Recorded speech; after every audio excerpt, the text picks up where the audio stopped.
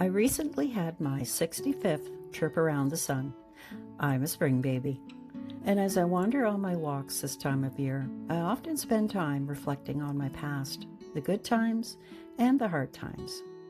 I like to look back, not to stay there, but to understand the road I've walked and to see how far I've come. This past year was not perfect. Some days felt heavy. There were moments that didn't go the way I'd hoped. Times I questioned things, maybe even myself. This whole YouTube journey has been one big question for me. There was a loss that left a quiet space in my life, and to be honest, some days I had to remind myself just to keep going. We all have days like that, and I always remind myself nothing stays forever, the good or the bad. I lost my mother this past year, and that left a huge hole in my heart. I used to think that kind of hole in your heart couldn't be filled, but now I fill it with beautiful memories, and that helps tremendously. Now that's the bad part of last year, so how about some good? As I get older, I prefer to focus on the good that has happened and will happen. Just before my birthday, I received some wonderful news. I'm going to be a grandma for a second time. I am over the moon excited.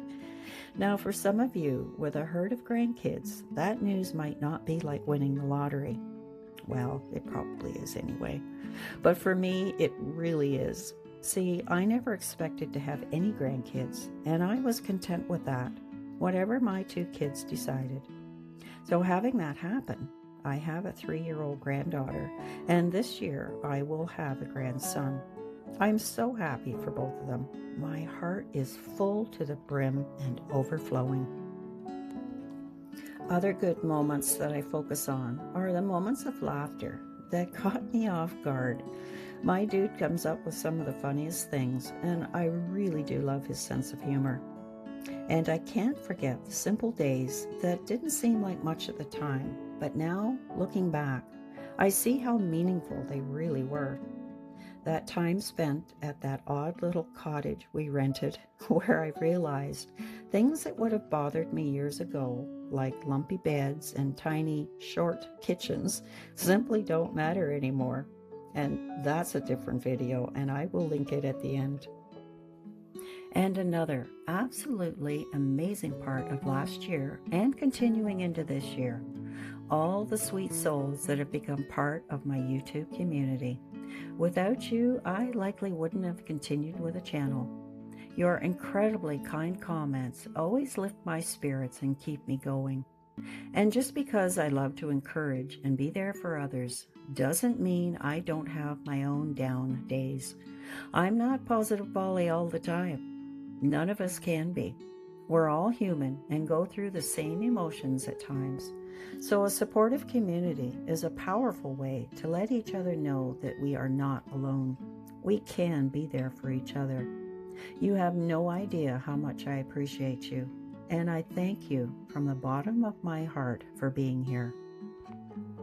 I've also learned and lean into the idea that it's okay to let go of things that no longer feel right, even if they once meant everything. I've also learned I don't have to have it all figured out. I don't have to carry everything. I'm allowed to grow, and I'm allowed to change. And maybe most importantly, I've learned to be a little kinder to myself.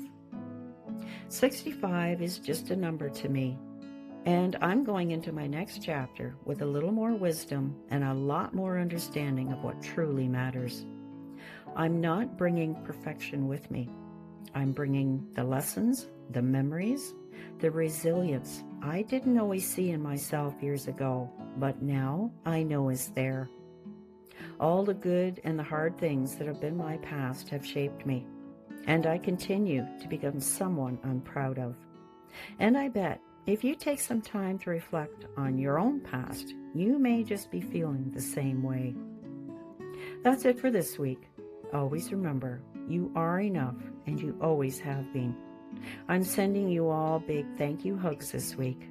Until next time, thanks for being here.